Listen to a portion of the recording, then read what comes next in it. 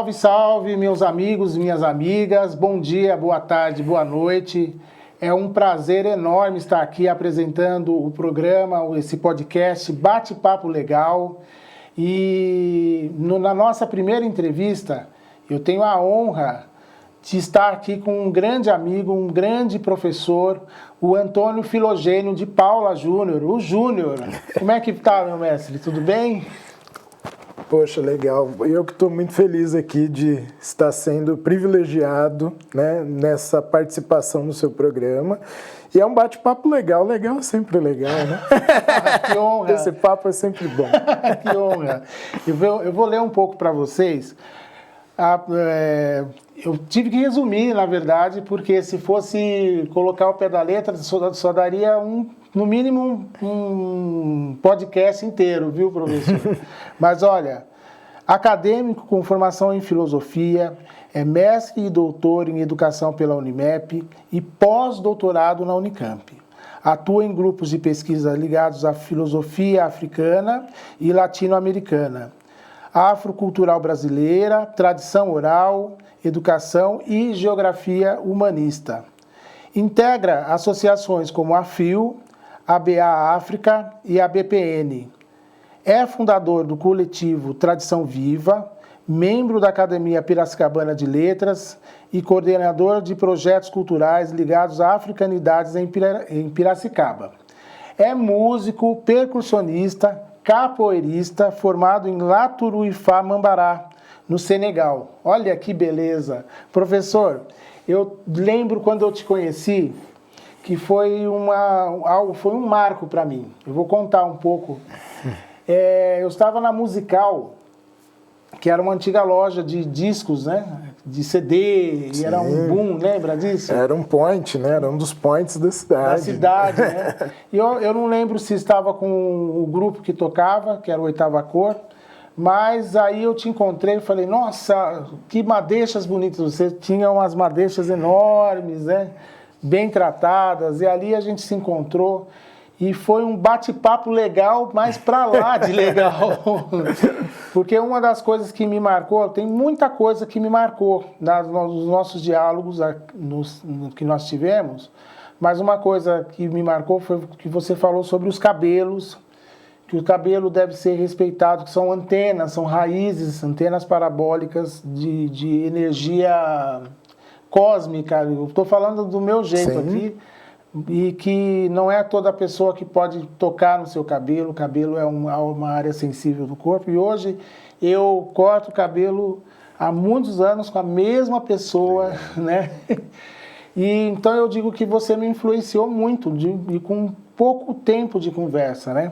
Agora, eu gostaria de saber o seguinte: quem foi a sua primeira influência na sua infância? Eu sempre trago como referência meus pais, sobretudo minha mãe, quem me ensinou a ler, escrever, né?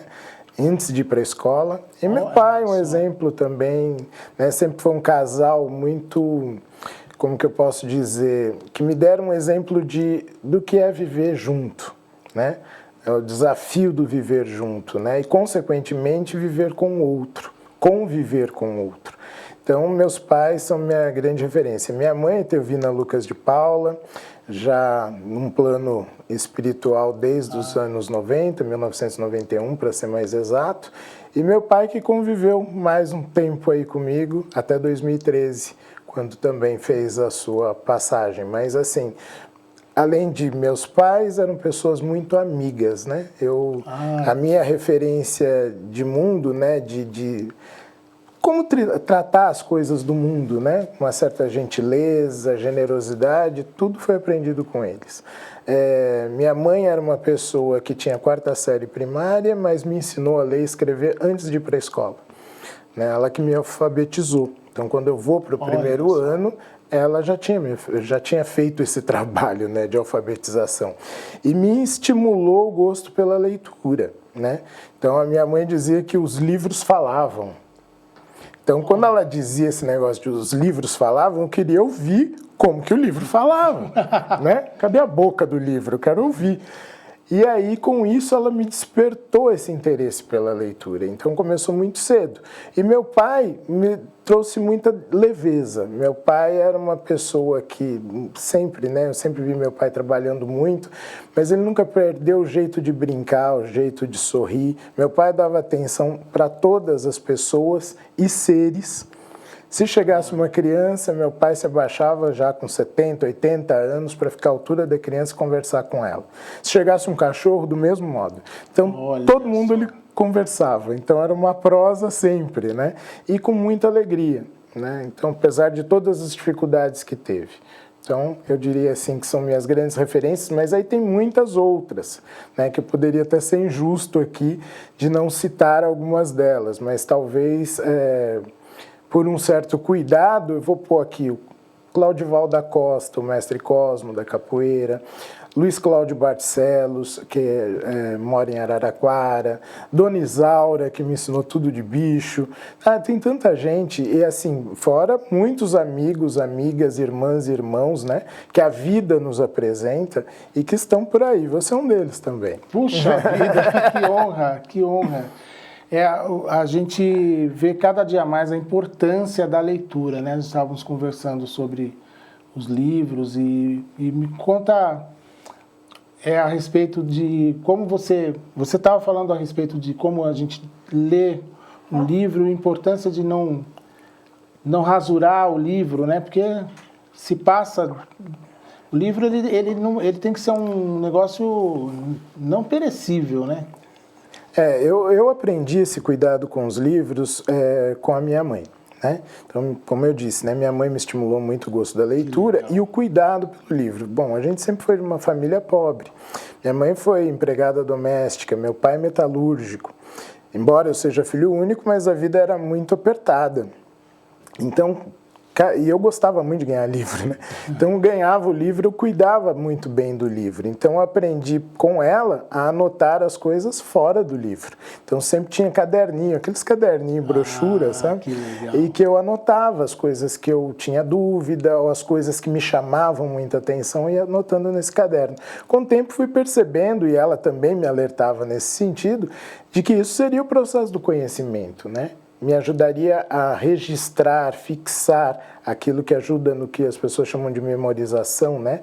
Então, essa técnica mnemônica, né? Essa técnica de memória nada mais é também do que esse exercício do interesse e a maneira como você, de forma analógica, né? Escrevendo com a mão, não é? Digitando, vai fixando aquele conhecimento e, ao mesmo tempo, vai tensionando aquilo que você lê, do que você ouve, com as suas próprias reflexões, né? Com o passar do tempo, então, isso vai se tornando um conhecimento adquirido e vivenciado à medida quando você também contribui, né? Passando para frente. Passando para frente, ouvindo posições contrárias, mas que você vai mantendo isso vivo, né? Latente. E uma coisa também que era importante, assim, o livro, eu gostaria que passasse para outra pessoa, né? Eu sempre tive isso. O livro, ele tem que estar vivo, circulando. Se ele estiver todo rasurado, é muito complicado, né? E mesmo para mim, porque às vezes se você faz uma marca ali num determinado momento da sua vida, em outro momento que você vai fazer aquela mesma leitura, aquela marca vai te puxar para ler aquele... Por que eu marquei isso?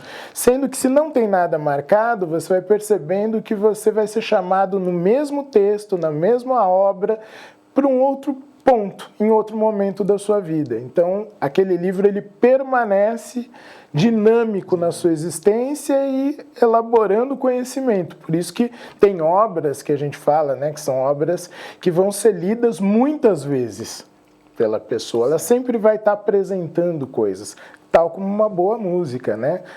Você vai escutá-la muitas vezes e cada vez você vai gostar, mas ela vai reverberar de um modo diferente. Ela vai alcançando nuances. Nossa, eu achei que eu já tinha contemplado tudo dessa música. E não. Na realidade, ela ainda te apresenta campos, nuances. Poxa, essa melodia, eu não tinha prestado atenção nesse detalhe. É a mesma coisa o livro. Que coisa boa. Isso aí, professor. Muito bom. Agora, na sua trajetória, quem abriu as portas ou inspirou o seu caminho? Ou você tem, se tiver mais de outras pessoas também? Olha, eu saliento novamente, né? Quem sempre me estimulou a estudar, a caminhar por esse, né? Ser um curioso. Eu sempre brinco assim, fui parar na filosofia, mas a filosofia ela é inerente à criança. A criança tem muito aquilo, né? Tudo pergunta. Mas o que é isso? Para que aquilo? Né? Tem hora que até cansa, né? De tanto que ela pergunta. O que é a filosofia? Nada mais do que uma boa pergunta, muito mais do que uma boa resposta. Então, é a maneira como a gente elabora a pergunta, né? Sócrates já dizia isso, né? O método socrático da filosofia é a maiêutica. Então, significa o parto das ideias. Então, você perguntava uma coisa, ele te devolvia com outra pergunta para te levar a um nível mais profundo da pergunta inicial que você fez. Então, ele sempre vai nessa devolutiva. Então, nesse caminho, o estímulo primeiro, então, vem de casa, depois, muitas pessoas que eu fui encontrando, bons professores, professoras, que foram me estimulando a essa curiosidade. Ela nunca se acalmou, né? Eu digo que é uma vontade de aprender, é uma vontade de buscar, é uma curiosidade de mundo e, consequente, é uma curiosidade né, sobre mim no mundo. Né? A gente fala que é o outro, a gente está curioso pelo outro, a gente está curioso por si. Porque quando você encontra o si, você está mais próximo do outro. Quando você está próximo do outro, você estabelece um nós. Né? Então, esse conhecer a nossa existência, esse buscar caminhos para que ela seja mais equilibrada para todas as pessoas. Então, até hoje encontro muitas pessoas que me ajudam muito, que me incentivam, que me apoiaram, que me apoiam, e procuro fazer o mesmo, né? Eu acho que assim, é uma grande partilha. É uma grande partilha, mas tem muitos amigos e amigas nesse mundo também das pesquisas, nesse mundo dos grupos de pesquisa, até hoje. E amigos que vão se consolidando de uma tal maneira que esses laços eles vão ficando tão plenos, né, que hoje a gente não se vê muito trabalhando não só pela perspectiva acadêmica, mas pessoal mesmo, tão distantes um do outro. Então, tudo isso me abriu portas, né? Me abre portas. E é esse interesse, né? Eu acho que essa busca é o principal, e aí ela encontra esses aliados, né? A gente fala lá, o famoso ditado popular, né? Faça a sua parte que o universo conflui a seu favor. Né? Eu acho que isso é fundamental, né? Fazer a sua parte para que você não perca as oportunidades que muitas vezes estão do seu lado, estão na sua frente ou já estão no alcance da sua mão, mas a gente deixa passar, né? Porque eu não estou preparado, nem para perceber. E aí é muito complicado, né? Então, acho que isso é importante. Muito bom, professor. E quais as práticas, saberes e sabores que te acompanham no dia a dia? Olha, eu sou uma pessoa muito simples, viu? Legal. Eu tenho um hábito de vida, um modo de viver, um modo de entender a vida muito simples. Né? Que é isso? Né? A gente fala de uma complexidade de mundo, mas o que é o simples? Eu gosto de apreciar o que está perto. O que é o perto? Tudo que está aqui. Tudo que está ao seu alcance. Aquilo que eu posso sentir, que eu posso perceber, que eu posso trocar de imediato. Então, do micro para o macro. Então, aonde eu estiver, eu aproveito esse momento. Então, a começar ali do meu universo, no âmbito familiar, então eu gosto muito de estar próximo da natureza, próximo da família, próximo das pessoas amigas. Gosto de viver isso, às vezes a gente não vive na quantidade, né? Então, quantitativo mesmo, né? Número de vezes que a gente gostaria, mas com a qualidade do momento. Então, o tempo que eu estou, é o tempo de presença. Né? Eu procuro estar pleno nisso. E isso te leva a uma condição muito tranquila de ser. Tudo está bom. Então, a gente é muito grato. Né? Então você não fica naquela angústia de eu preciso isso, preciso aquilo outro. Você vive o que está, né? O que tem, o que está, né? Que é a presença. E a presença é muito interessante quando a gente fala a palavra presença. Quando a gente ganha alguma coisa, nossa, recebi um presente. Quando a gente quer dar alguma coisa para alguém que a gente gosta muito, vou dar um presente. Essa palavra vem de presença. O maior presente é você assumir a sua presença, né? O máximo que você puder. Estar presente. Então, é uma entrega. Dentro da tradição Yorubá, por exemplo, se fala... Yorubá é um povo da Nigéria que foi escravizado aqui no Brasil. Tem uma palavrinha que é chamada ebó. As pessoas acham que ela é muito relacionada apenas ao universo afro-religioso. Mas ebó é uma oferta. Então, o que é a presença? É a melhor oferta que você faz aonde você está. O ser é e o ser está. Então, para mim, estar pleno, eu preciso assumir essa presença. E quando a gente assume essa presença, é um presente para você e é para o outro. Então, é um ser para si que é para o outro, volta de novo, né? Para estabelecermos um nós, uma comunhão. Então, quando todos assumem essa presença, nós estamos em comunhão. Então, por isso que minha vida é muito simples. Eu não ambiciono, assim, acho que até essa palavra é um pouco difícil para mim. Eu vou fazendo. Vou fazendo e saboreando, usando as palavras que você trouxe, saboreando essa oportunidade de estar, né? De estar com. Olha só, que aula, gente, que aula. Professor, vou entrar num assunto um pouco mais delicado aqui. O que significa para você ser uma pessoa, um homem negro, atuando em Piracicaba? Olha, Piracicaba faz parte de uma região no estado de São Paulo, que é o Oeste Paulista, que é uma região muito marcada pelo racismo, pelo preconceito. Então, nós tivemos na constituição desse lugar muitas camadas, né? Essa região do estado de São Paulo, ela teve uma escravização um pouco mais tardia, né? A gente vai falar aí do final do século XVII, XVIII, sobretudo XIX. Não só a escravidão, mas ela é marcada também por outras presenças, né?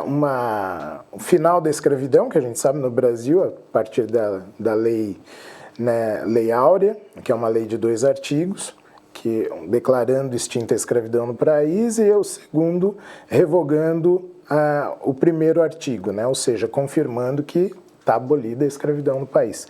Porém, essa população não tem emprego, ela não tem moradia, ela não tem plano de saúde, ela não tem nada. Nada. Ela sai da condição de escravizada com uma mão na frente e outra atrás, a famosa saio da escravidão e entro na marginalidade.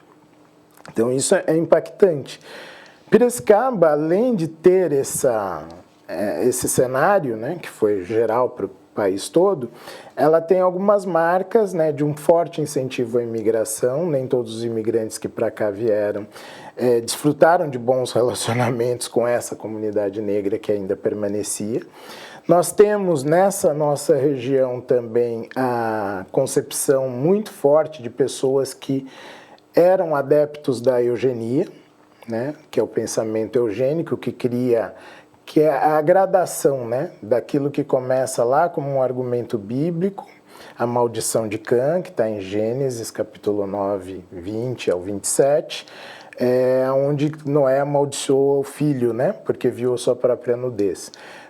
A gente vai ter esse argumento que é usado desde do final da Idade Média, praticamente, para justificar e legitimar o processo escravista moderno, né, dessa escravidão dos africanos, mas ele não se sustenta por si só. Depois tem um argumento filosófico que vários filósofos da Europa vão dizer que a África não tem história, não tem cultura, sendo que muitos deles estudaram no continente africano. Isso vai sendo construído até o século XX, quando então vem aquilo que a gente chama assim, a camada mais cruel, que é a construção pseudocientífica da hierarquia de raças, que os brancos são superiores, os negros são inferiores, e aí nesse meio tem os amarelos, né, tem os indígenas. Então, superior seria o branco e o mais inferior seria o negro. Isso é chamado de eugenia. Foi constituída por um primo, né, do Charles Darwin, o Galton. Então, ele se inspira na teoria da evolução das espécies para construir esse argumento.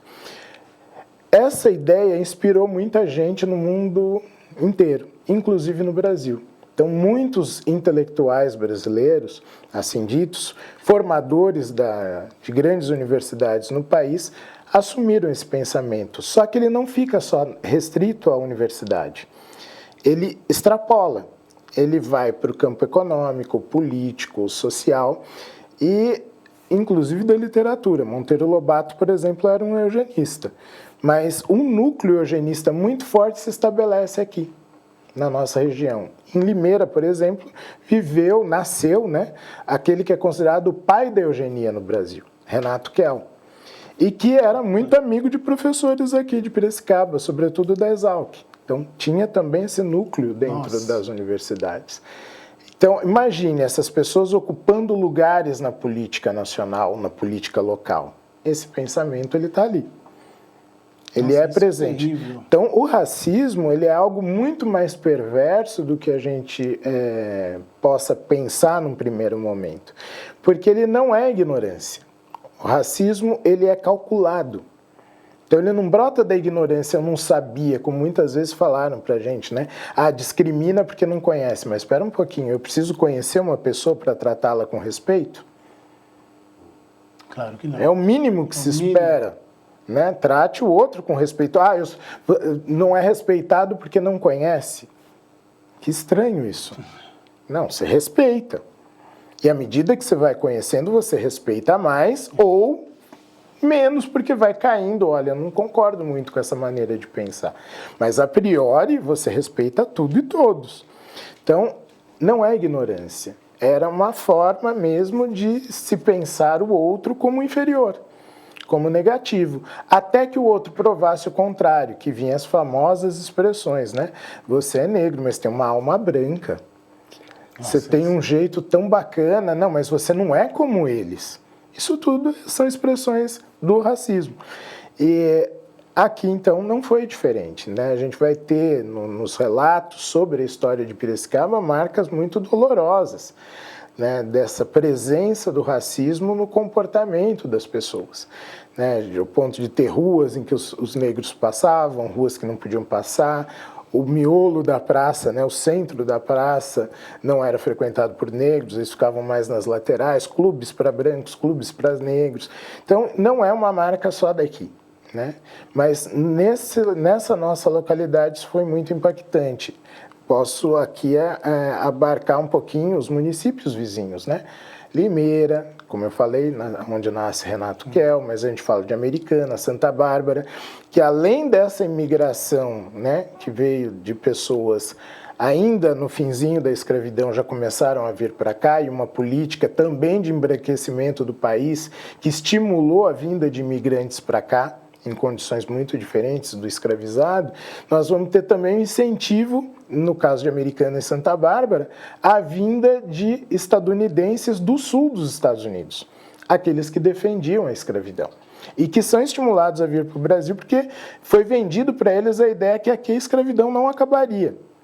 Então, eles perdem a guerra da secessão nos Estados Unidos, são incentivados a vir para o Brasil, vêm e vão formar núcleos aqui em Santa Bárbara e Americana, e até hoje erguem a bandeira do contestado, né? Que é a bandeira racista do Sul. Então, isso é um problema ainda nessas cidades. Então, isso só para mostrar essa identidade dessa nossa região. Campinas e Limeira disputam quem demorou mais para aceitar a abolição da escravatura. Então, são traumas que são muito presentes aqui. Hoje, ser negro na cidade é entender esse desafio e entender que muitas lutas ocorrem.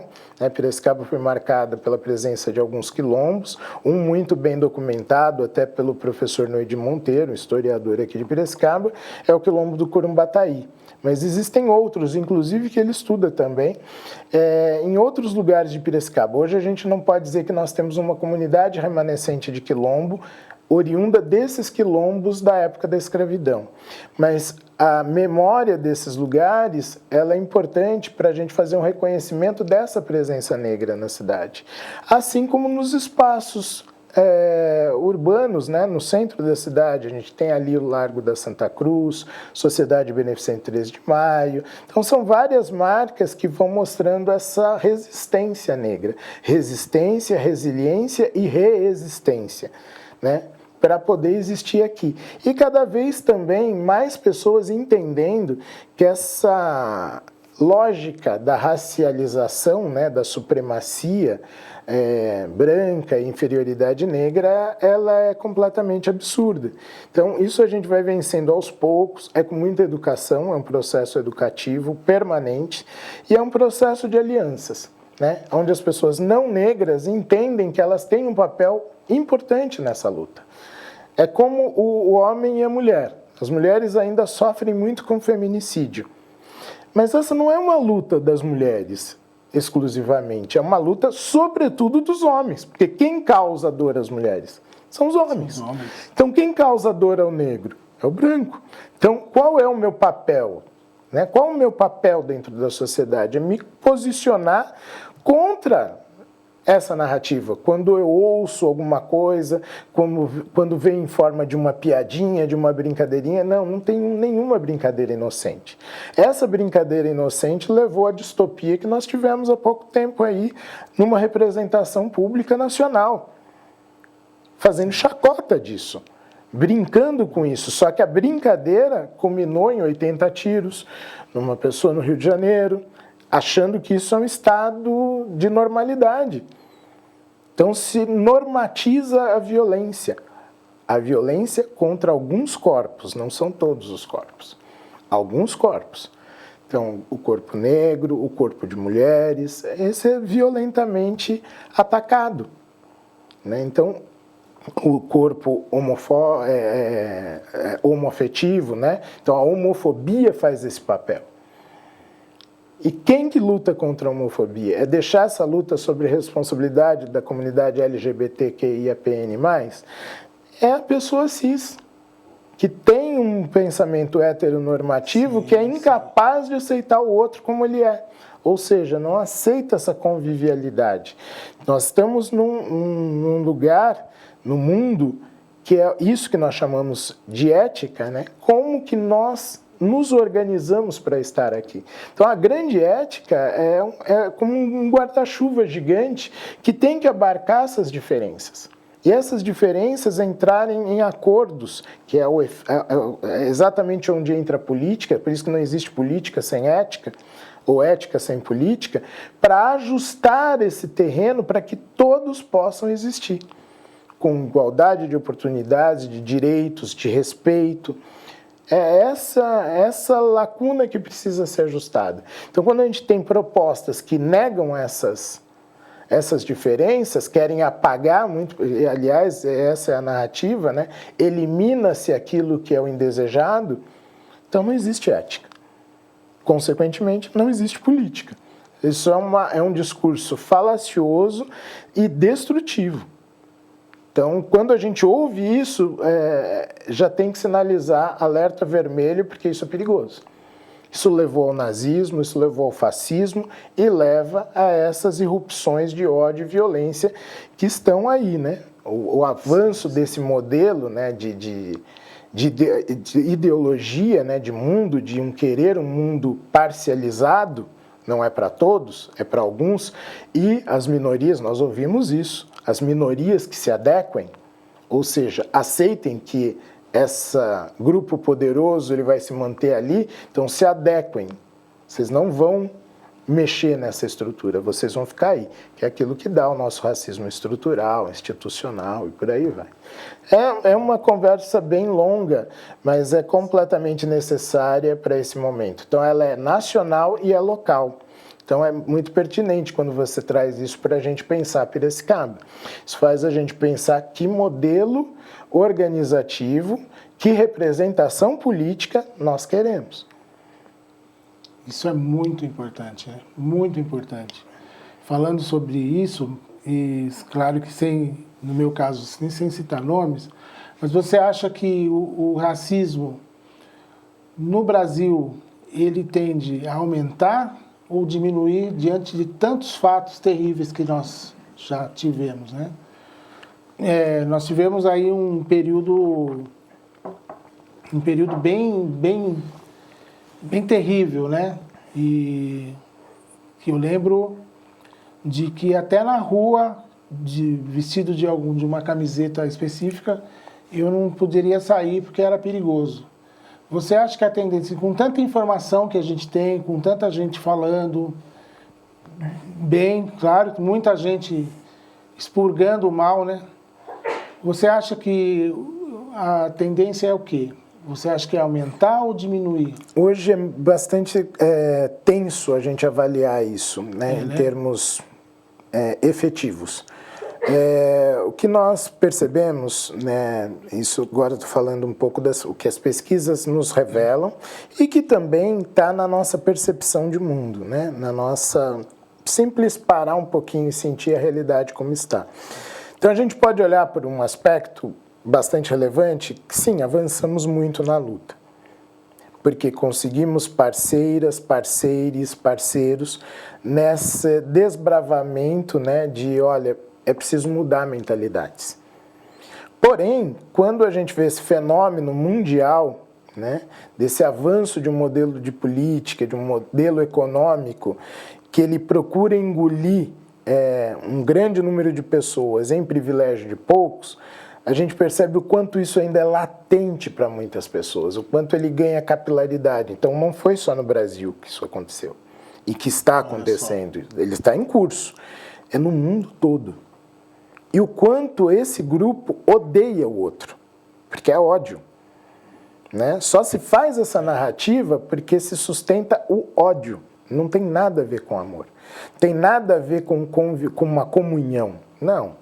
Eu não quero, nem me vejo próximo de você. Então, isso é ódio.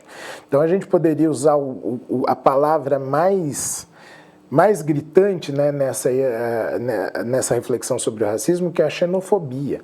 Xenofobia é ódio. Eu odeio o outro. Então, ao contrário da xenofilia, que eu reconheço o outro como meu próximo. Não, eu odeio o outro, né? E isso foi explicitado. E, sobretudo, quando está na fala, né, no posicionamento de ditas lideranças, né, e espalharam isso. Então, a gente viu quanto que a gente pensava, né, que tinha avançado na diminuição, né, desse tipo de pensamento. Não, aflorou tudo de novo. Pensamento que ainda afirma o mesmo modelo da ditadura, o mesmo modelo do fascismo, o mesmo que aconteceu no nazismo na Alemanha, né, o quanto que isso aflora. Então, aí, hoje, a gente não tem como fazer um medidor quantitativo. As pessoas estão entendendo, não estão entendendo. Aí tem essas gradações do racismo, né? A gente falei aqui da xenofobia, mas tem aquele também, não, eu aceito o convívio, desde que você não ocupe tal lugar. Não, tudo bem, na minha casa sempre trabalharam pessoas negras, eu tenho amigos negros, mas o meu salário é X, o deles é Y. Eu não aceito esse patamar tão próximo. Ou, mesmo que ele aconteça, de algum modo isso pode me incomodar. Poxa, você está com o mesmo carrão que eu? Você está morando no mesmo condomínio que eu? Você está viajando no mesmo voo que eu? Né? Então, isso incomoda. Né? Então, a gente vê níveis. Por isso que a discussão racial no Brasil ela é bastante intensa e necessária, porque às vezes a própria pessoa que é racista, ela não se percebe nesse lugar. E a gente vê muito isso, né? Ela não se percebe. Então você tem aquele que é o extremo mesmo, olha, eu odeio, não gosto, e que muitos foram empoderados nesse movimento mais, né, de novo, né, nesse movimento da história mais recente, mas tem muitos desses, né, que pensam que não são, mas acabam operando nessa chave. Né? E isso é o grande desafio. Então, eu penso que é um processo permanente. Como você disse, informação se tem. A grande questão, a informação não vira formação se ela não for refletida pelo sujeito. É igual a gente falava agora do livro. Sim, sim. Se a pessoa não parar e pensar e mover dentro dela essas tensões que a incomodam, como, por exemplo, o homem. O homem, assim, da maneira como ele foi constituído, que essa história, né, do patriarcado foi sendo passada ao modelo ocidental. Todos nós trazemos marcas do machismo, mais ou menos. Enquanto a gente não olhar como homens para dentro da gente e mexer nessas marcas e vencê-las, a gente vai acomodar o machismo em algum lugar. A mesma coisa é o racismo, a mesma coisa é a homofobia. Então, por que é desafiador? Porque implica no movimento da própria pessoa entender isso não é legal. Isso não é legal. Isso não é bom. Isso está causando dor em alguém. Mesmo que para mim fosse indiferente, mas eu estou causando dor. Às vezes num gesto, numa palavra que parece sutil, mas aquilo está machucando, aquilo está agredindo. De tal maneira que vai criando esse desequilíbrio dentro da sociedade. Isso é perverso. Então, por isso que eu falei, né? Quem começa um movimento que precisa assumir esse papel social é aquele que causa dor. Então, o racismo contra os negros começa com um não negro. O combate ao racismo. O combate à homofobia começa com os héteros.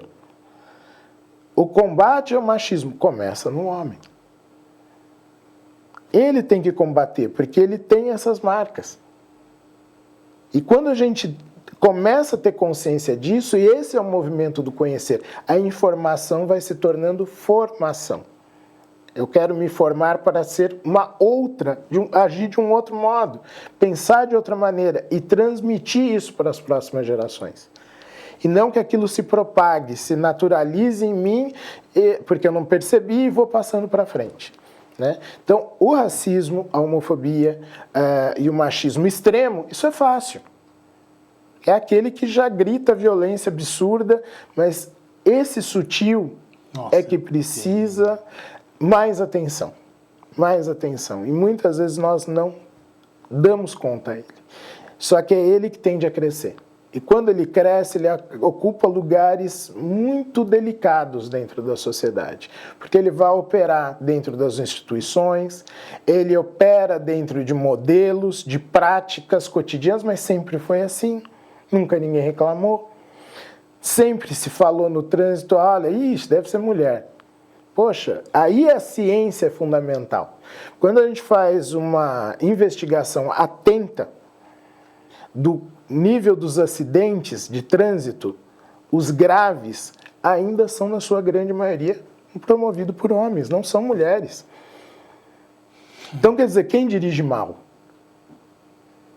Quem é o violento? É o homem, né? Então, é um pouco por aí. Né? Eu acho que é essa tensão. Então, isso a gente não tem como medir hoje, ainda mais nesse cenário que a gente tem percebido. Falam de polarização. Eu não digo nem que é uma polarização política, é uma ideologia de mundo. O que você quer para o mundo. Essa é a posição. Essa é a questão. Não é partido A, B, C ou D. É posição de mundo. Então eu não posso entender como política algo que não é político. Essa é a primeira coisa que eu falo para as pessoas. Você tem que ter uma aulinha básica de ética e política. Esse discurso não é político e muito menos ético. Ele é de morte. Né? Franz Henkelhammer dizia isso. Isso é uma ideologia de morte, de destruição. Começa atingindo aquele que, num primeiro momento, eu identifico, esse precisa ser eliminado. Eliminei aquele, vai chegando mais perto, até que volta contra si mesmo. Porque é tão destrutivo que não sabe fazer outra coisa, a não ser destruir. Então, é esse que a gente tem que identificar de imediato. Isso vale para tudo. O racismo é um que entra nessa conta. E a gente espera que um dia, talvez nas outras gerações, né, professor? Que isso possa diminuir a ponto de ser aquelas frações de 0,0, né, 1. Professor, agora mudando um pouquinho de assunto, uma pergunta pessoal, minha, mas eu acho que muita gente tem dúvida também, sobre o caipira. A gente eu lembro quando criança, nos livros do Monteiro Lobato, tinha também a figura do Jeca Tatu, que é aquela pessoa que não tomava banho, que tinha bicho de pé, um sujeito preguiçoso. E muita gente ainda tem essa mentalidade, essa impregnação do caipira, que é uma pessoa com menos estudo. E eu gostaria que você falasse a respeito do que vem a ser o caipira. Existe caipira na região de São Paulo, da Grande São Paulo? Existe? O que você poderia falar para a gente? O caipira é uma identidade em disputa, a gente fala, né? Na academia ele é colocado assim. Caipira é uma identidade em disputa. Sobretudo a partir desse modelo do agronegócio e do sertanejo. Mas eu não quero me fixar nele. O caipira ele precisa ser pensado em outras narrativas, no sentido de ser uma pessoa ainda mais próxima da natureza, ligada ao campo, de algum modo, certo. Mas não precisa ser grandes áreas, grandes latifúndios, mas uma pessoa que gosta de mexer na terra, que tem esse hábito do papo legal, né, de uma boa prosa, tem esse outro tempo de compreensão do mundo e da existência, esse modo, né, de se sentir bem quando o rio está bem, quando não tem desmatamento, pelo menos não dessa forma como a gente vê, né? Ele tem um equilíbrio, ele está no meio equilibrado a ele. Então a constituição do caipira, ela se dá quando se começa a se estabelecer os primeiros núcleos proximais entre pessoas, né? Que é necessário já uma ética e uma política de convivialidade ali, mas que cada um traz os seus modos. Então a gente vai ter o indígena daqui, que já estava, né? E olha, isso eu não estou isentando a violência que aconteceu nesse entremeio até a formação desse sujeito. Certo. Né? Porque a gente vai trazer aqui a figura do bandeirante, a figura do escravizado. Mas querendo ou não, esses núcleos, eles se misturaram. Então, aqui no estado de São Paulo, sobretudo no interior, mas em Goiás, Mato Grosso, é comum a gente falar o caboclo ou o caipira. Esse sujeito. Então, o negro está ali, o indígena está ali, o fruto dessa mistura toda está ali, o europeu está ali. Certo. Mas que mantém esse hábito e uma forma de organização, de convivialidade que o aproxima desse ambiente que ele está, no qual ele está inserido. Então tem o Cornélio Pires, que era um pesquisador aqui de Tietê. Cornélio Pires ele escreveu um livro chamado Conversas ao Pé do Fogo. Ali ele descreve esse caipira preto, esse caipira... O caipira ele é tudo isso. Ninguém está falando de agronegócio, de grandes terras, o dono da fazenda. Não tem nada a ver com isso. Esse grupo hoje se apropriou dessa narrativa, porque ela passou a ser interessante. Olha só. Porque por muito tempo ela foi negada ou marginalizada. Né? Você falou do Jeca Tatu. Bom, quem que escreveu esse personagem? Monteiro Lobato. Monteiro Lobato apresenta para a gente o caipira como esse sujeito atrasado. Porque dentro de um modelo político que alguns representantes nacionais e locais queriam para o país ou para as suas cidades ou para o seu estado, essa figura, essa palavra caipira era um sinônimo de atraso. Então não se queria esse modelo. O Brasil precisa avançar, o progresso. O progresso entendido que era parecer com o outro que não somos nós. Então o caipira ele vai sendo colocado, o caipira, o caiçara, aquele que está mais no litoral, mas esse sujeito que é próximo do ambiente que ele está, ou seja, ele cuida do ambiente que ele está, porque ele não é tolo. Ele não é tolo. Então esse sujeito, você não precisa falar para ele de ecologia e sustentabilidade, porque ele faz isso. Por que ele faz isso? Porque ele sabe que se ele destruir o lugar que dá vida para ele, ele está morto. Ele é o lugar é ele. É tudo junto, é uma simbiose plena. Ele comunga aquilo. Ele é diferente desse sujeito que nem sequer pisa naquele lugar.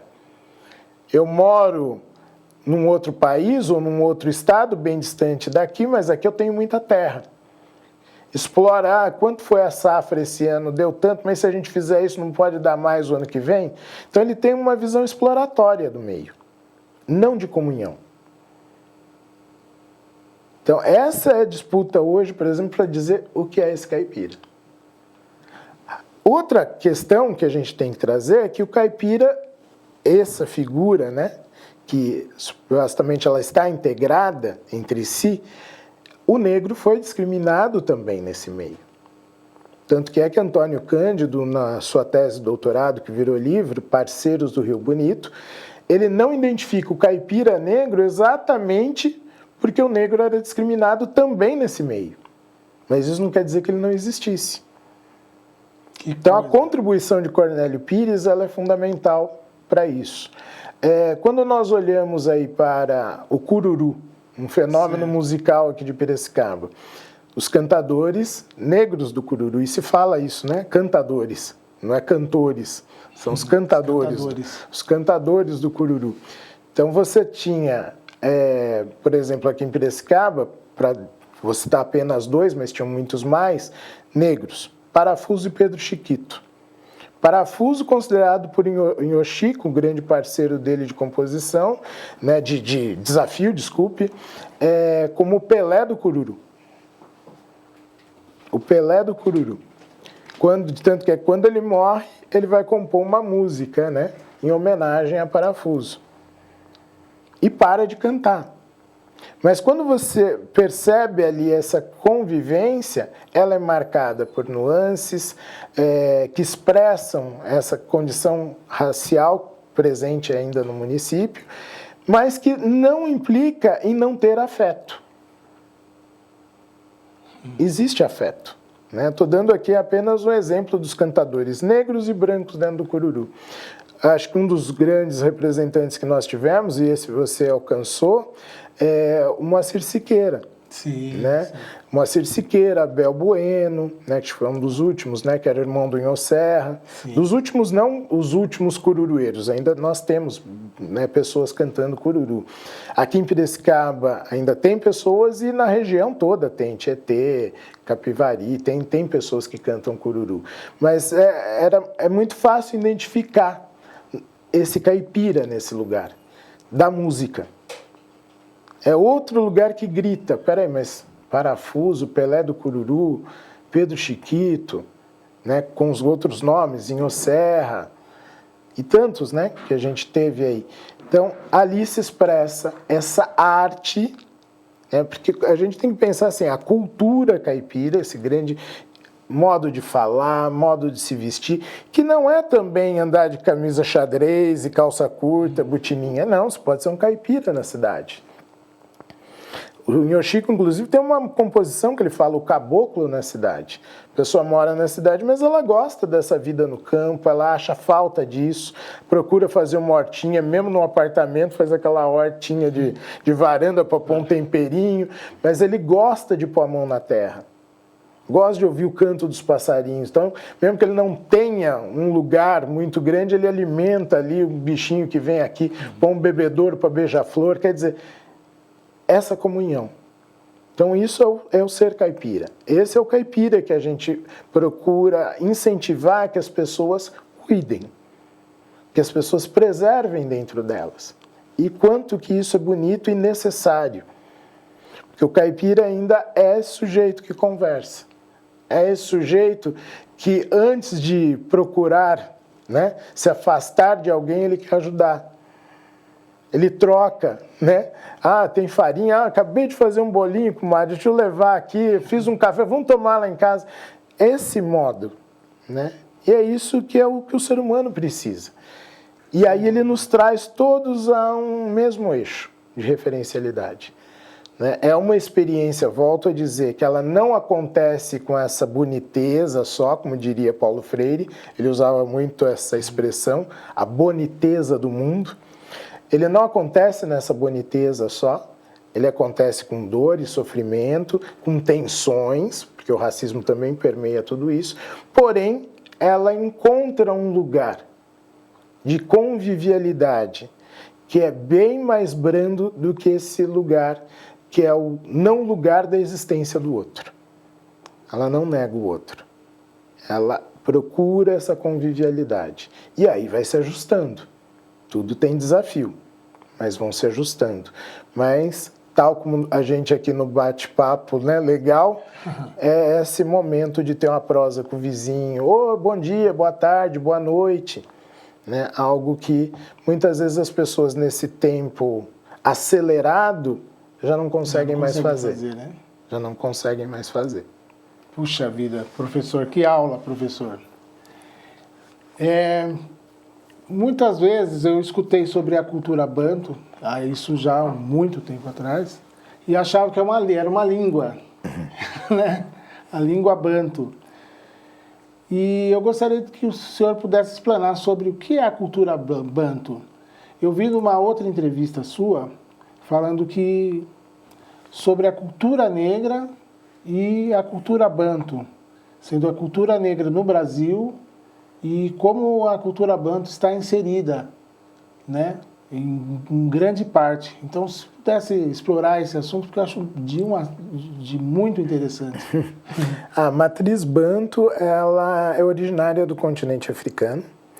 Então, a gente vai pensar numa vasta extensão territorial do continente, grupos étnicos, muitos grupos étnicos, que foram todos agrupados dentro dessa ideia de macro-grupo étnico-linguístico banto, pela similaridade de costumes, não que são iguais, mas existe uma similaridade de costumes, uma chave, né, que conecta os muitos falares, as muitas línguas.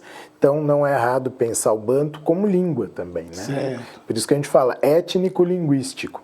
Embora isso também venha sendo discutido hoje na antropologia, a ciência não para, né? Então, ela fica sempre procurando as melhores formas de descrever algo. Esse é o desafio da ciência.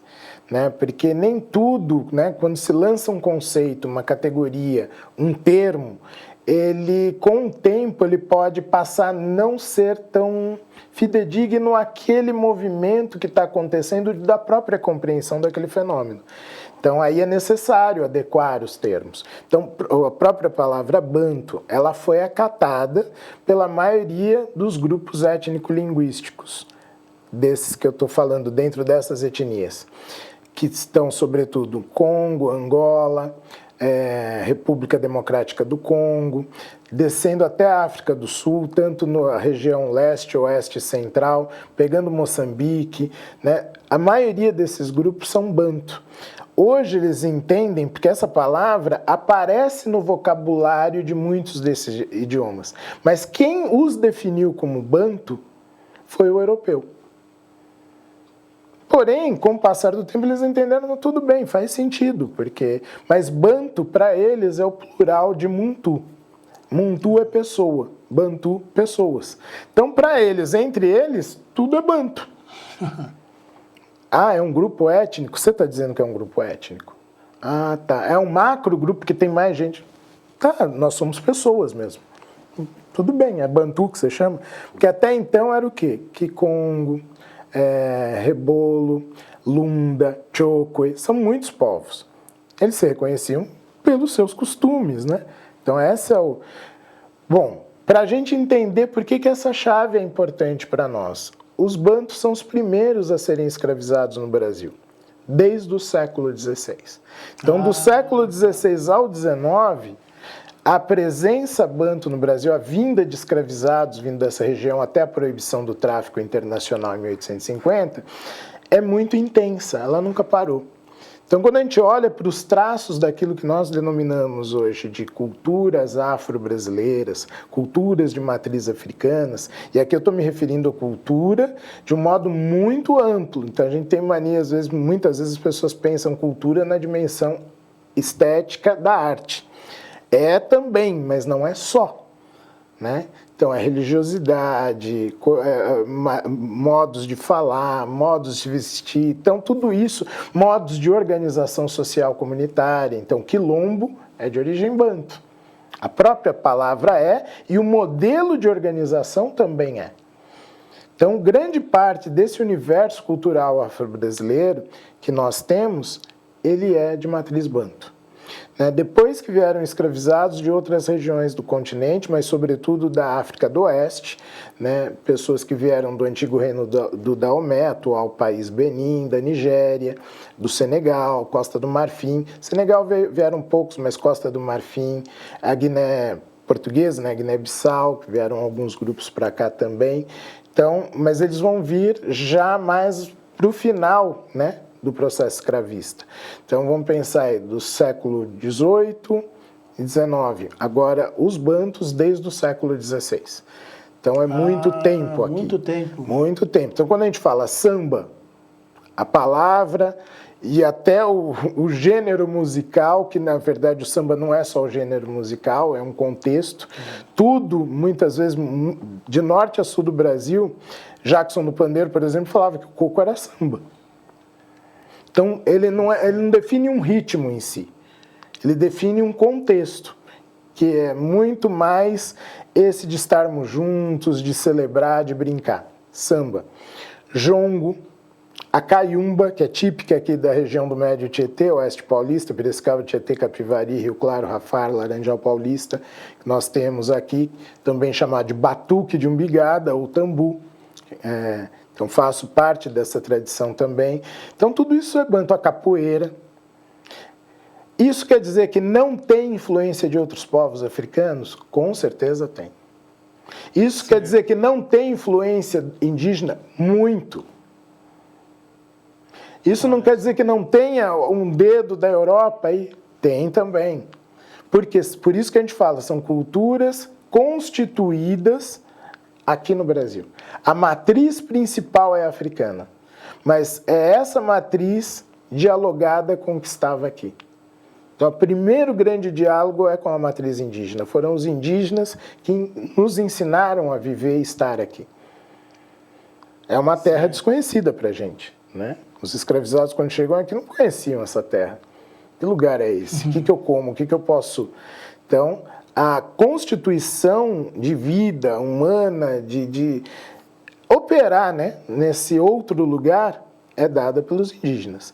Mas isso não tira a influência que acabaram, por isso que eu falo, não é amor só, não é na doçura, mas na dor também.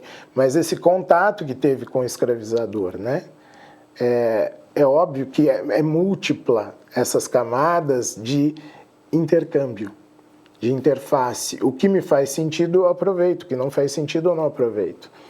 Então, também é errado pensar que uma cultura se impõe à outra. Não. Existe uma troca. Não precisa ir longe. Hoje, nas nossas casas, a gente come macarronada há muito tempo, a gente come feijoada. Sim. E aprendemos a comer sushi. Sem dúvida. Essas coisas estão, isso é cultura. Então a cultura é dinâmica, como são as pessoas. Por isso que toda narrativa que quer apagar o outro, ela é estúpida. Porque a dinâmica da existência, ela é sempre de mudança e de adaptação. O que me faz sentido é bacana, eu vou cultivar. Não tem por que eu não adotar como parte de mim, constitutiva de mim. Do mesmo jeito que eu contribuo com o outro com outras coisas. O Brasil é isso. Então, a presença banto no Brasil, ela permitiu isso. Então, mas qual é o gênero musical ou o estilo mais conhecido do Brasil? É o samba. Em todas as suas variantes. Do mesmo jeito que a gente pensa nos Estados Unidos, pensa no jazz, pensa no rock, isso. Mas Brasil é samba, Jamaica é reggae, não é? Sim, mas no Brasil é samba. Em todas as suas camadas, Vocês, como músicos, sabem bem disso. A bossa nova é samba. Bossa nova é samba. É um samba sem tambor, mas é samba. É samba. É isso aí. A linguagem é essa. Então, isso mostra essa presença. Vou para fora do Brasil. Muito da nossa MPB, música popular brasileira, ela é amalgamada por uma rítmica que vem de África, mas num diálogo com a música que vem da Europa, um diálogo com as presenças indígenas nesse país, está tudo ali. Então, a dimensão cultural através da arte, da estética, ela esfrega isso na cara da sociedade. Ela esfrega isso. E essa talvez seja uma das grandes armas do combate ao racismo. Mas a gente não pode parar, então tem que usar isso para aprofundar. Tá vendo? Você está tensionando, negando algo que você faz, que você vive. Ela já tocou você, ela já está, ela é. Veja o ser e o estar, a ética e a política. Nós nos organizamos também por essa referencialidade. Veja, se tem uma roda de samba aqui, eu acho que é um dos fenômenos mais bonitos que a gente tem. Estou destacando o samba para a gente ficar aí nessa matriz banto. É um dos fenômenos mais bonitos que a gente tem. Numa roda de samba você vê pessoas brancas, negras, altas, baixas, gordo, magro, gay, não gay, lésbica, não lésbica. A gente vê de tudo. E não tem briga. As pessoas dançam. Aquele é um contexto que aproxima pessoas em suas diferenças. E ali celebram. Aliás, esse é um dos sentidos da palavra samba. Celebração, confraternização, festa. Está lá. Então, é por isso que a gente fala, mais do que o gênero musical, é o contexto. É o que propicia isso. Então, falar, vou no samba, já fui orar, fui no samba. Né? Parece uma brincadeira e para muitos vão julgar isso como, poxa, isso é profano. Bom, sagrado e profano não se separam nas matrizes africanas. Isso não é um pensamento africano, isso é um pensamento do Ocidente, sobretudo cartesiano, mas vem desde Platão. Então, tudo acontece junto.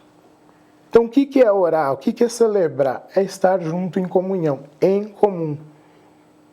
Come junto, bebe junto, dança junto, festeja junto. E se respeita junto. Que legal, que legal. O samba para mim foi uma escola, né? E, professor, falando da cultura nossa aqui em Piracicabana, nós temos muito forte aqui o batuque de umbigada, né? E quais as cidades que abrangem, fora Piracicaba? Capivari, acho que Tietê... Capivari, Tietê e Piracicaba foram as 3 cidades que nunca pararam com batuque desde a presença dos primeiros escravizados aqui. Então é uma tradição que a gente recebe desde os primeiros escravizados de origem banto, especialmente da região de Angola. Tem esse detalhe também, veio muita gente do Congo, República Democrática do Congo, do Gabão, mas muitos de Angola, muitas etnias de Angola. Então, o batuque, ele aconteceu aqui em todas as cidades, em todos os municípios em que ocorreu essa presença, né, de pessoas escravizadas dessa origem. Então, a gente pode pensar em mais de 20 municípios que formam essa região do Oeste Paulista, o Velho Oeste Paulista, também chamado Médio Tietê, em torno de uns 18 a 20 municípios que tinham batuque. Porém, tal como o samba, tal como a capoeira, é uma das coisas que vão ser perseguidas. Vão ter diferentes olhares sobre ela. Então, a demonização ou o olhar estereotipado de tudo aquilo que vinha do negro como coisa ruim, ele nos alcança aqui. Então, em muitos lugares ele vai sendo deixado de ser praticado. Primeiro, pelo olhar negativo, muitas vezes da igreja, que via no encontro das pessoas, nada em umbigada, algo sensual, isso não é bacana. Então, um olhar negativo. Como também, né, já depois da escravidão, um olhar repressivo por parte das forças municipais, né, de organização, que depois a gente chamaria de forças militares, né, mas de repressão mesmo, né? Não, isso não pode, isso é proibido. Mas por que ele sobrevive? Exatamente porque muitas vezes ele corre à margem. ele não pode estar nos centros, né? Então ele ocorre nas periferias. Então aquilo que acontecia na senzala, depois ele vai acontecer nas periferias, sempre na margem, não no centro. Aqui em Piracicaba ficou bastante conhecido as festas no Largo da Santa Cruz. Isso vale a pena estudar na história de Piracicaba, que eram festas que reuniam a comunidade negra ali. Só que à medida que, como sempre, né, os famosos processos de higienização, que era esse o termo, que é a limpeza étnica. Eu vou afastando essas pessoas daqui e vou mandando elas para lugares mais distantes. E o centro vai sendo ocupado por outro perfil de pessoas, aquilo passa a ser condenado. No entanto, a gente já tem, né, a constituição da Sociedade Beneficente 13 de Maio, que era a Sociedade Beneficente Antônio Bento. Tinham outros grupos aqui em Piracicaba, mas vamos pensar que é de 1901, uma das entidades negras mais antigas do país. O 13 de Maio, ele passa a abrigar o Batuque de Umbigada. Então, o que acontecia no Largo da Santa Cruz vai vindo e aí não saiu do centro. Olha aí. Continuou acontecendo na Pauliceia, em vários lugares. A mesma coisa aconteceu em Capivari, aconteceu em Tietê, né? Então, nos anos 50, já do século XX, as lideranças ainda vivas ali, todos já senhores e senhoras, que cuidavam do Batuque de Umbigada, eles se juntaram. Se juntaram, olha, está acabando em muitos lugares e a gente tem que tomar cuidado para não acabar também nas nossas cidades. Fizeram um único grupo, por isso que se chama até hoje Batuque de Umbigada de Piracicaba, Tietê e Capivari. Recentemente, a coisa já de quase 20 anos, Rio Claro retomou o batuque, que havia parado lá por repressão policial na década de 50, 1950. Olha só. Foi impedido, as pessoas tinham tambu, mas não podiam fazer, né? Inclusive tem um documentário que vale a pena, chama-se No Repique do Tambu, aonde um fotógrafo, que era um fotógrafo contratado da polícia, ele ia nos eventos de negros para retratar o que estava sendo feito. Então ele registrava e aí entregava, e com aquilo, opa, o que não pode, isso aqui não. E foi reprimindo, mas aí, a coisa de 20 anos, Rio Claro retomou. Então, é esse o fenômeno, mas Piracicaba, Tietê e Capivari nunca pararam. Nunca pararam. Então, a gente pode dizer assim, essa é uma das memórias de resistência, resiliência e resistência negra mais antigas que a gente tem dentro do estado de São Paulo e talvez até no Brasil, né? Uma das mais antigas e de forma ininterrupta, porque ela nunca parou. Se foi proibido em algumas cidades, essas nunca pararam e convidavam as pessoas das outras cidades. Então elas continuaram, de algum modo, dentro do batuque. Isso aqui notícia boa, notícia boa mesmo, viu, professor? Eu tive a oportunidade de receber aqui a dona Lecide. Lecide Toledo. Fui gravar grande aqui. Dama. Grande dama, né? Grande voz do Batuque de Umbigada. Foi uma experiência incrível. Ela ficou na sala lá, quietinha, com o microfone. Estava calor esse dia, eu estava muito preocupado. Eu falei, filho, isso aqui tá uma delícia.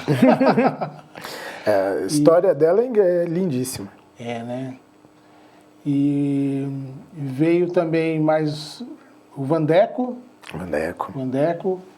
E não vou lembrar aqui quem foram as outras pessoas, que faz muito tempo, mas foi um negócio, parecia que o estúdio estava vivo com o tambu, né? Aquilo, eu estava na outra sala, né, mixando e tal, e ficava assustado com o volume de grave que vinha, assim, um grave lindo, né? Foi muito bom. É muito bacana você lembrar isso. Uma coisa importante que tem a ver com o som do tambu. As culturas banto, na sua grande maioria, para não dizer a totalidade, elas são matriarcais.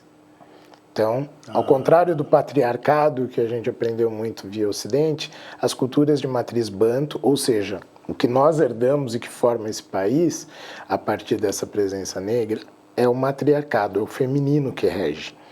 E o som do tambu, em tambu, que é o sentido da palavra, né, é voz forte, é o som da mãe. É a voz do útero, é o som do coração. Esse é o grave que pega. É a voz ancestral que nos conecta à nossa própria historicidade grafada no corpo, né? A nossa anterioridade, a possibilidade de uma posteridade. Então, a memória da existência do ser é dada pelo feminino. É muito recente o Ocidente descobrir isso, quando vai fazer os exames de DNA, né? Então, quando o Ocidente descobre o DNA mitocondrial, os africanos já estavam falando isso. Então, qualquer um de nós aqui, se a gente for fazer um teste genético para saber de onde veio, as nossas origens, ele é feito pelo DNA mitocondrial, que ele é muito mais presente no corpo das mulheres, no corpo feminino, de todos os seres, no corpo feminino. Então, é ali que está dado o mapa. O corpo masculino, ele até tem esse DNA mitocondrial, ele preserva também, mas é numa quantidade muito pequena. Então, o traço memorial da nossa existência masculina é dado pelo feminino. É dado pelo feminino. Isso. E essa transmissão, esse é o grande rito da caiumba, da celebração do batuque de umbigada. Esse é o grande rito. É a memória do ancestral que se apresenta. E a gente faz isso através do corpo, esse corpo que carrega o feminino. E o tambu faz essa conexão entre o material e o espiritual. Porque o único ser que faz essa ponte é a mulher, é o feminino. Não é à toa que a própria Bíblia, né? Deus Todo-Poderoso, para se fazer carne no mundo, ele precisa do corpo de quem? Uma mulher. De uma mulher.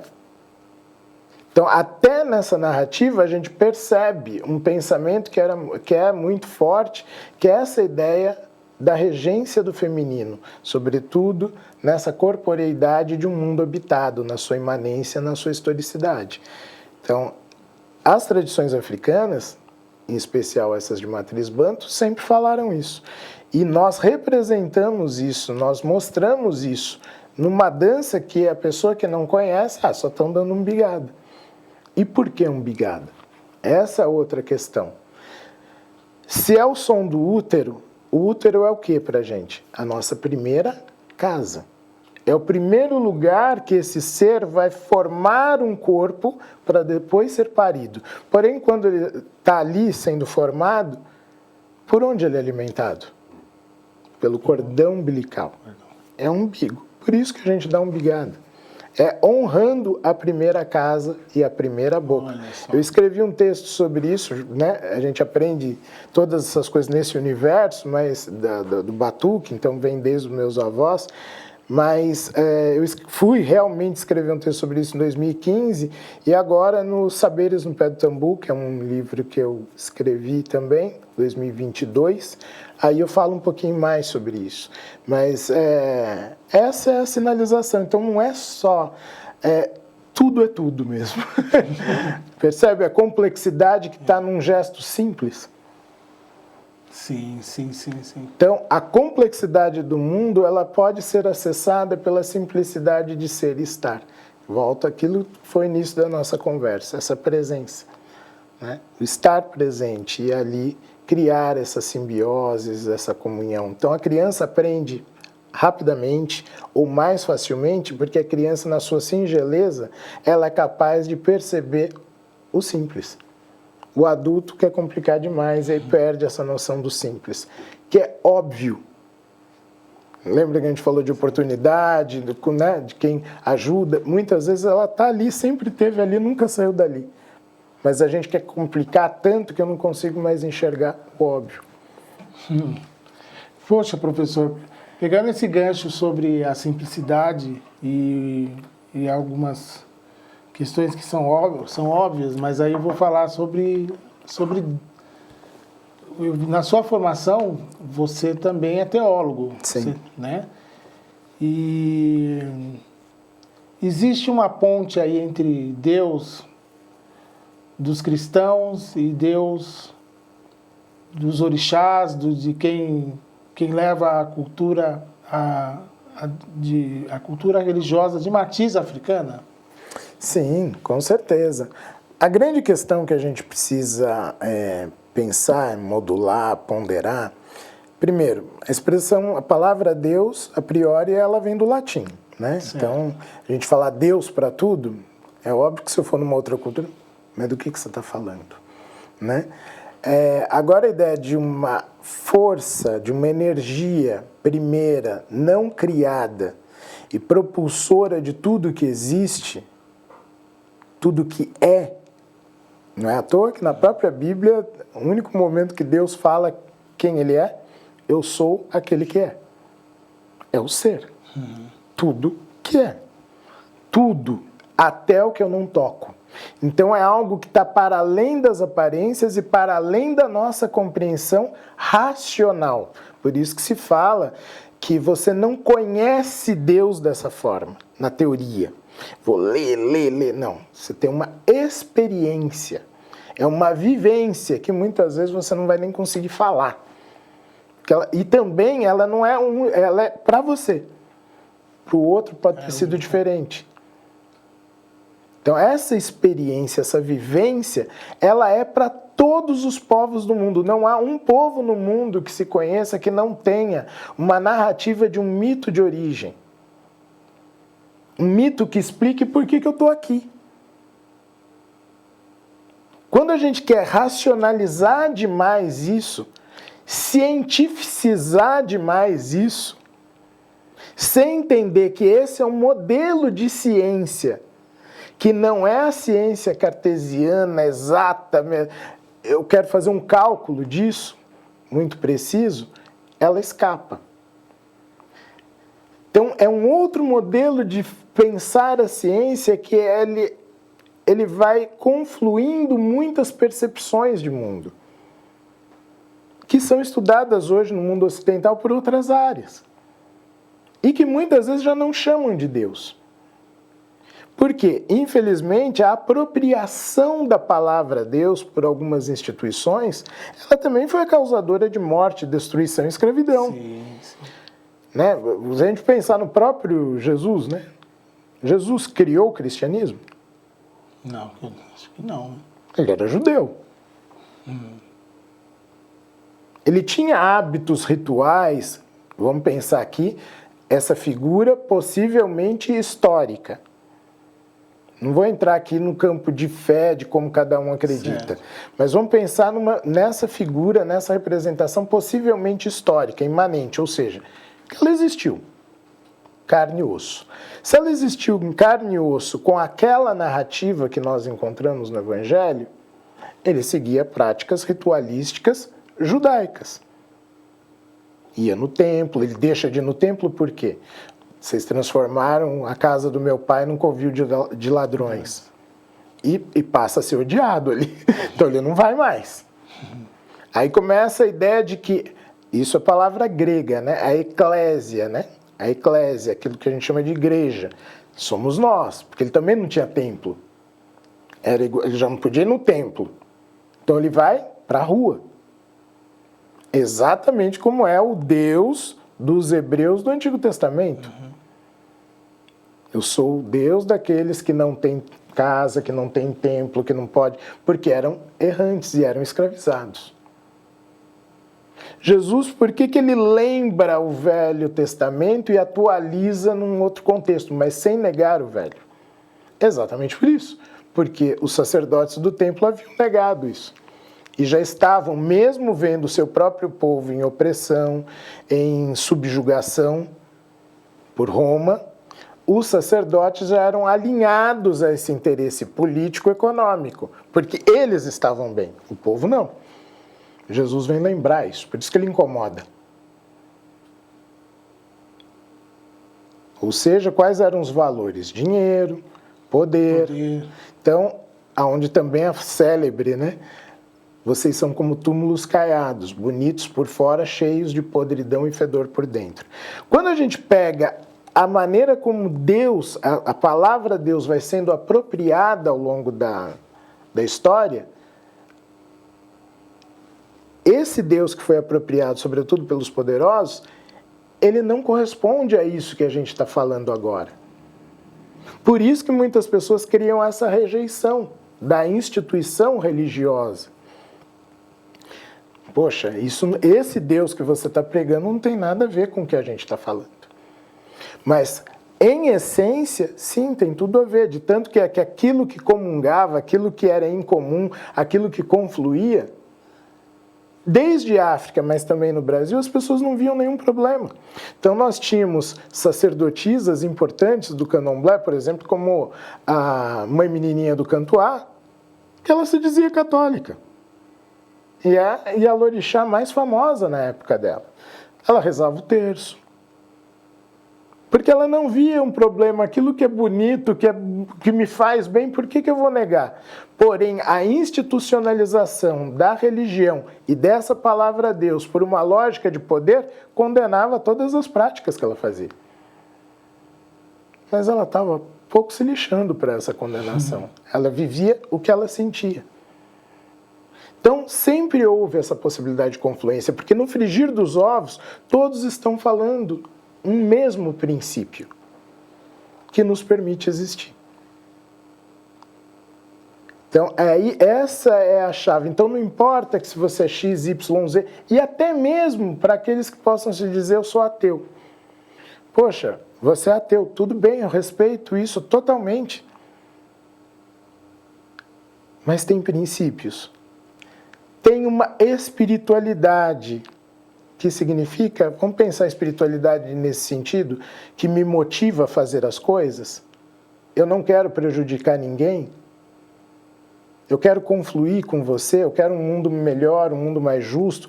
Pouco importa se vai ter outra vida, vai ressuscitar, reencarnar, não. O que importa é o agora, presença, que a gente falou no início. Esse é o importante.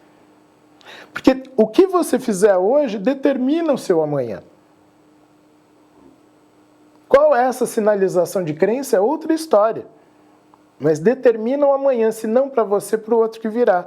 Moisés não entrou na Terra Prometida, mas ele fez tudo certinho para que as pessoas pudessem um dia habitar essa Terra Prometida. Ele mesmo não pisa lá, ele morre antes. É isso que nós temos que fazer. Porque eu penso nesse devir, nesse amanhã. A esperança é aquilo que eu não preciso alcançar, mas sei que o outro vai alcançar. Então eu não posso ser egoísta. Então o que eu fizer hoje é o determinante, é o agora. É o único momento que você tem de controle. O passado já foi. Já foi. Tudo que a gente já falou aqui, tudo que eu estou falando, ele já foi. Sim. O que eu tenho agora é esse instante. Então esse é o estar em comunhão com o sagrado, com Deus. Por essa ideia. Ele ganha corpo, ele ganha forma. Por que o verbo se faz carne? Vamos pegar aqui numa perspectiva um pouquinho mais aprofundada. O Cristo, para quem é cristão, Cristo se faz em mim. Ele ganha corpo. Isso que, dentro da tradição cristã, é o Espírito Santo. É o Espírito de Deus que ocupa o teu corpo. No candomblé, o orixá toma corpo. Mas por permissão de quem? De Olorum ou Olodumare, o Senhor do destino supremo, o Senhor do céu e da terra, o Senhor de todos os universos. Mas ele ganha uma potência subjetiva a partir do momento que eu acordo essa força que já me habita e por ela eu sou lembrado de quem sou, em comunhão. Em comunhão. No final, não é a mesma coisa que o Cristo? Com certeza. Quem faz isso, assume a sua presença. Então ele sabe que se ele pisar na bola, se ele prejudicar alguém, eu não vou pagar, eu vou bater... Ele está em desequilíbrio, ele não está em comunhão com o todo. Essa sinalização também da Santa Ceia. E o que se faz, por exemplo, num ambiente, né, das religiões de matriz africana? Quando tem festas abertas, públicas para as pessoas, uma das coisas que elas vão fazer é comer junto. É o alimento do corpo, porque o corpo, não fala lá também, esse é o templo do Espírito Santo. Você tem que cuidar do corpo? Sim, sim. Então esse corpo precisa ser alimentado, ele precisa ser nutrido. tanto na sua parte material quanto espiritual. E como que a gente nutre a parte espiritual? Com essa sensibilidade de mundo, com esse sentido. Que sentido te habita? E aí é o ponto que eu sempre falo, né? Que narrativa está sendo feita por parte de algumas comunidades ditas religiosas. Não é a comunhão, é o contrário. Eu destruo o outro. Jesus, quando, né, vamos pensar nessa narrativa que está no Evangelho, ele conviveu com a prostituta, com o leproso, tudo que era pecado gravíssimo no código escrito, não encarnado, manifesto de sensibilidade de mundo, da lei. Ele vai contra a lei? Não. Ele não vai contra a lei, mas ele respeita o corpo que está. Quando os seus discípulos são pegos num dia de sábado colhendo espigas para se alimentar, a lei foi feita para o homem, não o homem para ser um serviçal da lei. A lei tem que ser pensada com sentido. O propósito essencial qual é? Então são chaves que têm faltado hoje, porque se normatizou uma fórmula ou algumas fórmulas que negam essa sensibilidade. E quando elas negam a sensibilidade, elas negam a essência da coisa que é a espiritualidade. Esse é o lugar. Então, tudo conflui, tudo comunga. A própria narrativa da Santa Ceia se chama lá simbolicamente 12 pessoas, 12 meses do ano. Né? É uma simbologia de mundo, totalmente diferentes. E ele conflui. Aquele que não estou gostando disso sai, o famoso traidor, ele trai aquilo que ele sabe que é. E se ele está, ele trai. Ele trai isso. Mesmo tendo o mesmo conhecimento deles. Mas já não vive aquilo. O corpo já não aceita mais aquilo. Então esse corpo se distancia. Olha. E quando ele se distancia, ele perece, porque ele cai em crise de si mesmo. Esse ser está em crise, esse ser não é mais, mesmo estando. Olha que loucura.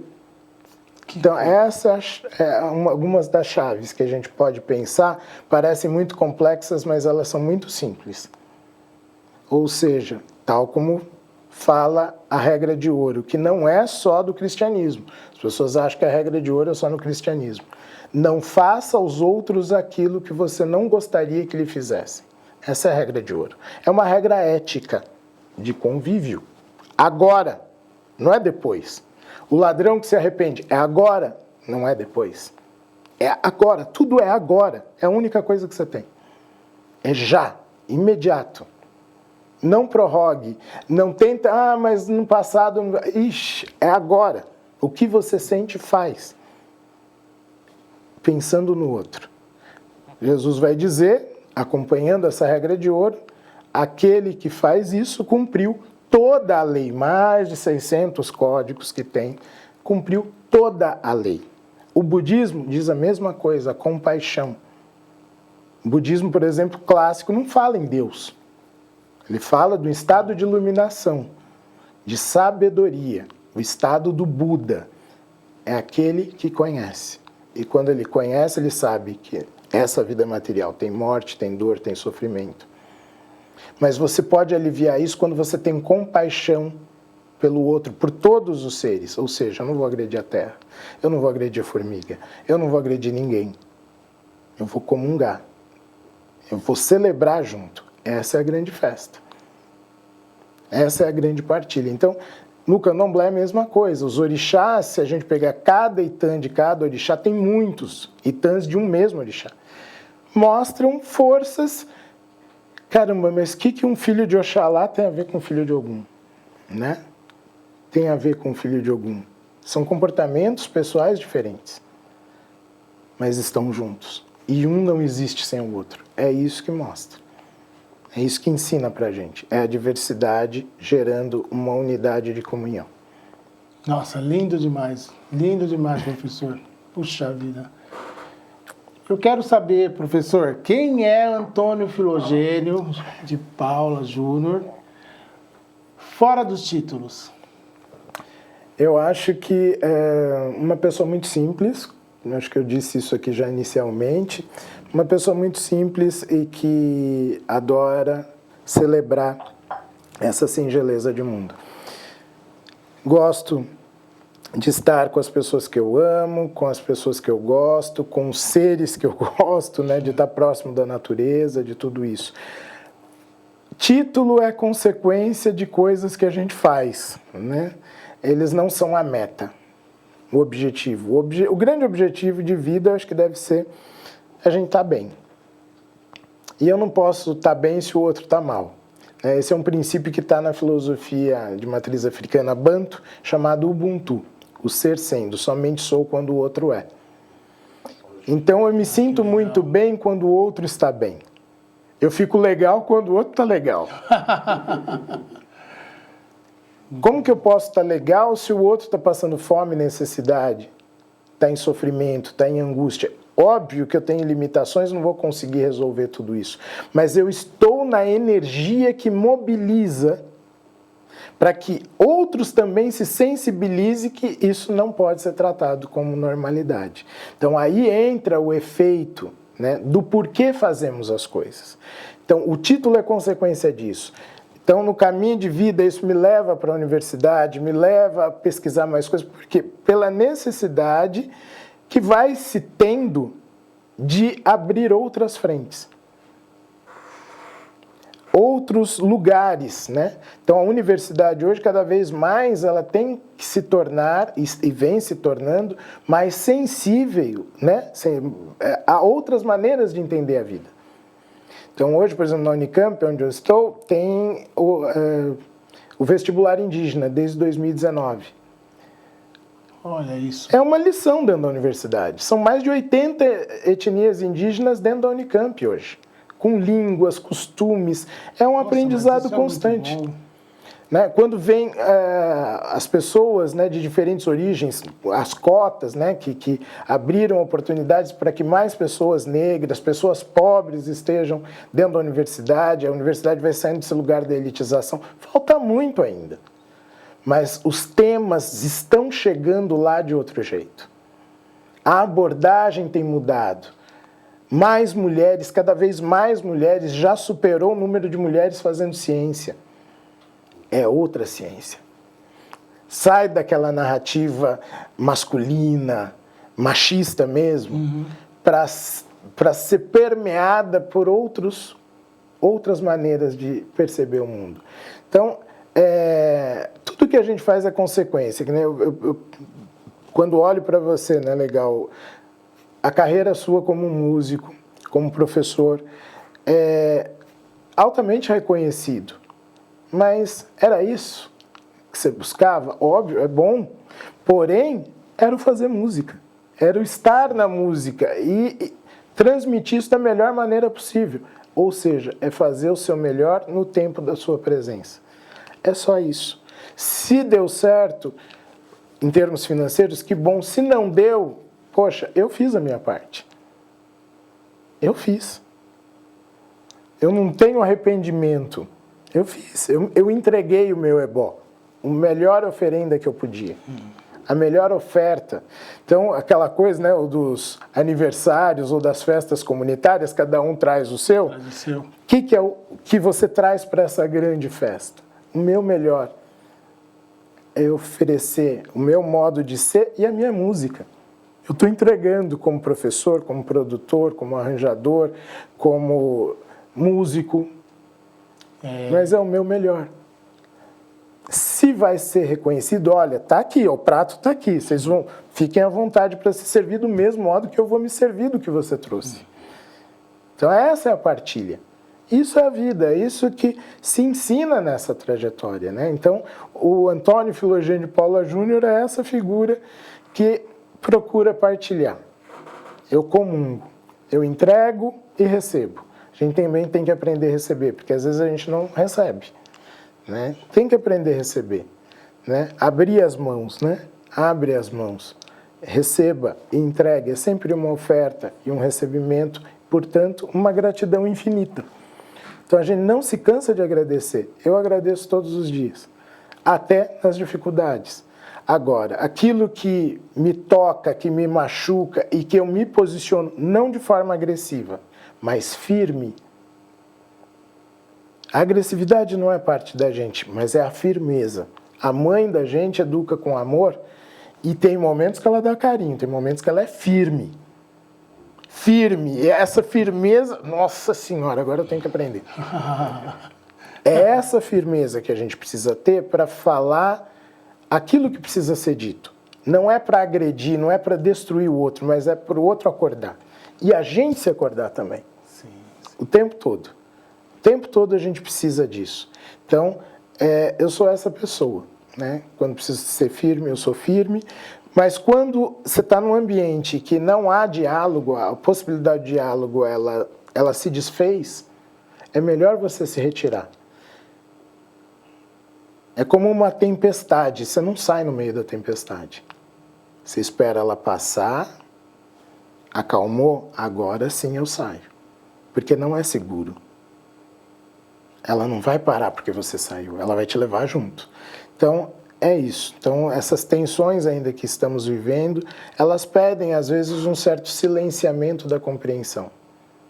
Mas não na postura, uma firmeza de conduta. Olha só. Que coisa linda. Como é bom ouvir você, professor. Como é bom você. Para mim é como se eu estivesse assim, ouvindo aqui e falando, quero tomar tudo para mim. Para mim, como eu não posso tomar tudo, eu vou ouvindo depois desse podcast, pedaço por pedaço, e absorver tanto ensinamento que a gente está tendo aqui, gente. Muito bom. Eu vou aproveitar e falar sobre os trabalhos do professor, que tem 3 livros. O primeiro chama, vou falar sobre os Saberes no Pé do Tambu, que é um livro fantástico. Tem o Ngoma chamou. Ngoma chamou, que é Batuques em Terreiros Paulistas, escrito em coautoria com Alessandra Ribeiro e Rosa Salles. E um que maravilhoso também, que é Jornadas com Amadou. Amadou Rampatebá. É isso? Isso. Amadou Rampatebá. Diálogos África-Brasil, em coautoria com Abouá Kamussi Coffee Blaze. É isso? Abua Kumasi Coffee Blaze. Abua Kumasi Coffee Blaze. Aí, que agora é conhecido também por Muhammad Yassin.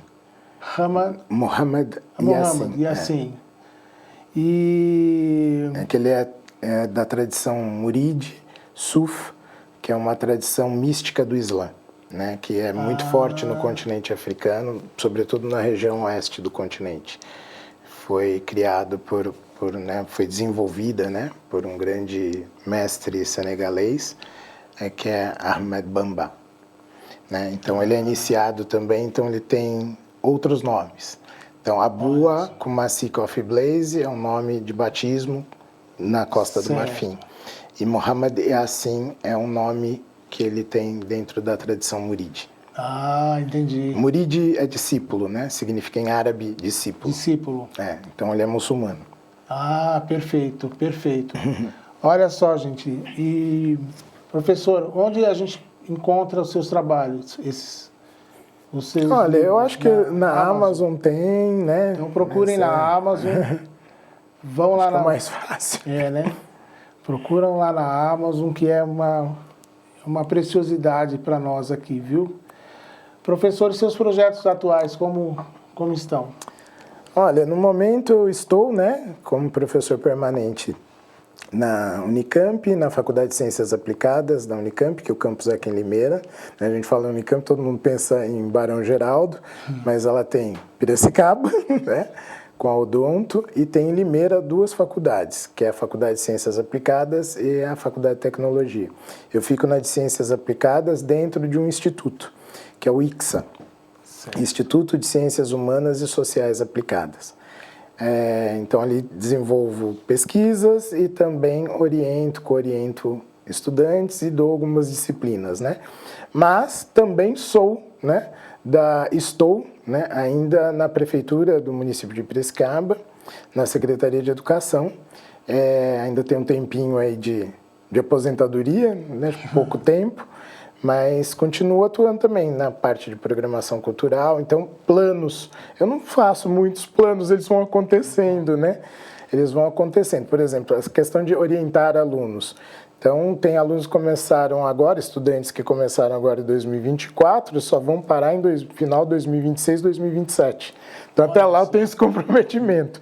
Tem uma estudante de doutorado, que é da Geografia, essa lá do IG, de Campinas, né, de Barão Geraldo, essa vai até 2028, né? Estuda o Islã das Minas. O Islã das Minas, não o Islã religião, mas a poesia, né? Essa poesia que acontece na rua. E que tem muito a ver com hip hop também, né? Então, a Bia vai com a gente aí até 2028. O orientador é o Eduardo Marândola, um grande amigo. São uma das pessoas também que me oportunizam muitas coisas. É professor também na FCA e é professor do IG, né, de Geografia.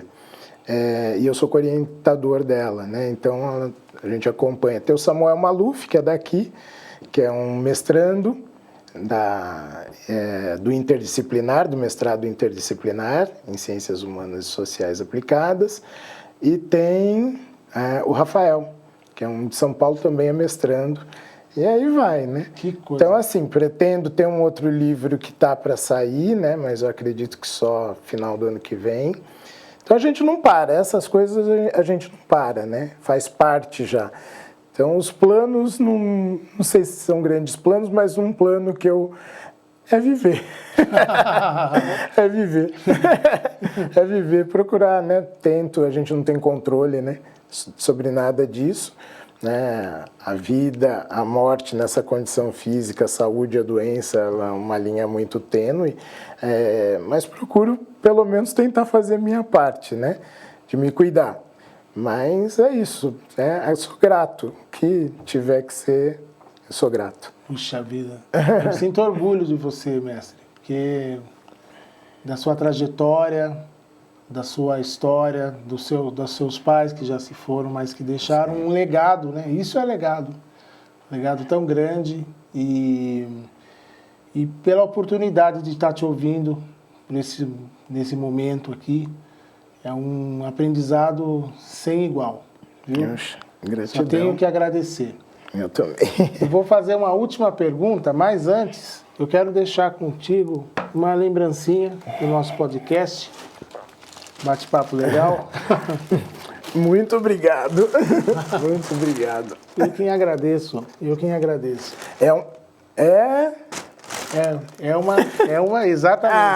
Exatamente. É uma xícara do nosso programa. Aqui, ó. A nossa caneca. Olha lá. Um bate-papo legal com legal é sempre legal. E receber uma caneca dessa, mais legal ainda. Professor, o que é arte para você? Arte para mim é sensibilidade de mundo. Eu vejo o artista como um grande ser que para mim talvez seja a grande sacerdotisa, o grande sacerdote do universo. Capaz de materializar para uma percepção de um número maior de pessoas aquilo que percebem antes, aquilo que sentem antes. Então, o artista, para mim, ele simboliza isso, né? Seja na música, nas artes visuais, né? Na dança, em qualquer dimensão dessa arte. É uma maneira de a gente sensibilizar o mundo, de tocar pessoas em lugares, essas evidências que estão tão perto, mas que as pessoas vão deixando de perceber. O artista ele faz isso com uma grande sofisticação. Então é aquele que também, tal como o feminino, né, faz surgir esse corpo no mundo e entrega, o artista também, ele entrega, ele pare coisas para que as pessoas possam sentir, vivenciar, se sensibilizar e se reencontrar. Então, o artista para mim ocupa esse lugar. Você é isso, né? E faz isso com uma grande potência, com uma generosidade enorme. Então, o que a gente pode dizer? É gratidão, porque existem pessoas fazendo isso e por isso o mundo é melhor, ele fica mais leve. Né? Porque o mundo é bom, né? Mas quando a gente tem pessoas muito endurecidas, que vão perdendo essa capacidade da sensibilidade, ele se torna violento, ele fica em desequilíbrio. O artista ajuda a dar esse equilíbrio. Ele ajuda a dar esse equilíbrio de novo. E a gente se reencontrar. É por isso que eu fico vendo aqui, recentemente, né, o que aconteceu na família do Gilberto Gil, né, a passagem da filha dele. Mas como isso une a família, né, que acho que sempre foi unida, mas a maneira como ele revela uma outra compreensão da morte e da doença. Isso foi importantíssimo, porque uma coisa é a gente falar, outra coisa é quando um artista no palco ele consegue, ou seja, ele canta e vive aquilo pelo qual ele é sensibilizado, mesmo na dor, mesmo na passagem de um ente mais querido, né? Porque a lógica, a dita lógica diz que o mais normal é nós enterrarmos os nossos mais velhos, os nossos pais. Mas um pai, uma mãe enterrar um filho, né?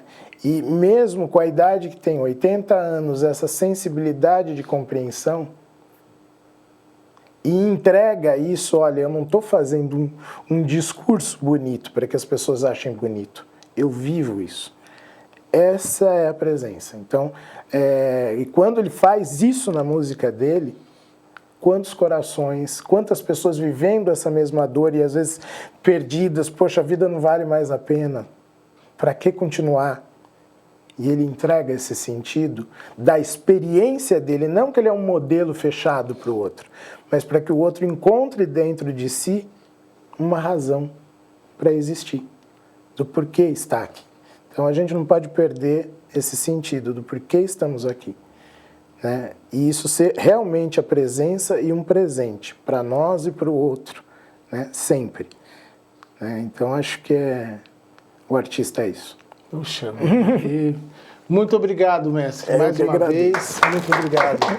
Eu que agradeço.